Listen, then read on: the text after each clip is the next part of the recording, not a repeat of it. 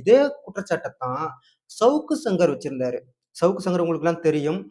திமுகவுக்கு எதிரா இப்போ ரொம்ப உக்கிரமான ஒரு பிரச்சாரத்த முன்னெடுத்துட்டு இருக்காரு. யூடியூப் வாயிலாக, சமூக ஊடகம் வாயிலாக எக்கச்சக்கமான ஒரு பிரச்சாரத்த முன் வச்சுட்டு இருக்காரு.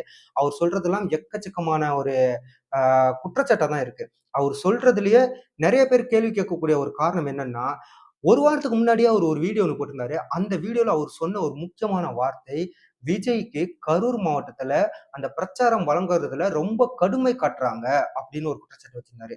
கடுமை காட்டுறாங்கன்னு சாதாரணமா சொல்றத தாண்டி, ஒரு குறுகலான பாதையில மக்கள் நடமாட்டம் கம்மியா இருக்கக்கூடிய, அதாவது அ அ போறதுக்கு போக்குவரத்துக்கு எளிதா இருக்கக்கூடிய இடம் இல்லாம, ரொம்ப குறுகலான சாலை, பிரச்சனை ஏற்படக்கூடிய சாலைகள தேர்ந்தெடுத்து அங்க தான் கொடுக்கணுங்கிற மாதிரி ஒரு திட்டமிடல் நடக்குது அப்படிங்கிற மாதிரி ஒரு குற்றச்சாட்ட அவர் முன் வச்சிருந்தாரு.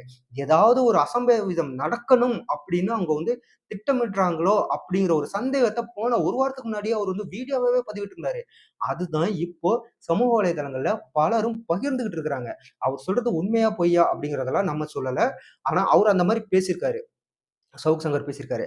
அவர் சொன்னதுல இன்னும் பல முக்கியமான தகவல்லாம் இருக்கு. என்ன அப்டின்னா, விஜய் பேசிட்டு இருக்கும்போது, அங்க ஆம்புலன்ஸ்லாம் வருது அப்டின்னு சொல்லிட்டு. ஆம்புலன்ஸ் வந்து திடீர்னு உள்ள வருது அப்டின்னா, அவ்ளோ கூட்ட நெரிசல்ல ஆம்புலன்ஸ் வரும்போது எங்க போகும்? பக்கத்துல வேற சாலைகளே இல்லையா? அப்டின்னு ஒரு கேள்வி கேட்டிருக்காரு. கரூர்ல ஆம்புலன்ஸ் ஓட்டுறவங்க கண்டிப்பா உள்ளூர் மக்களா தான் இருப்பாங்க.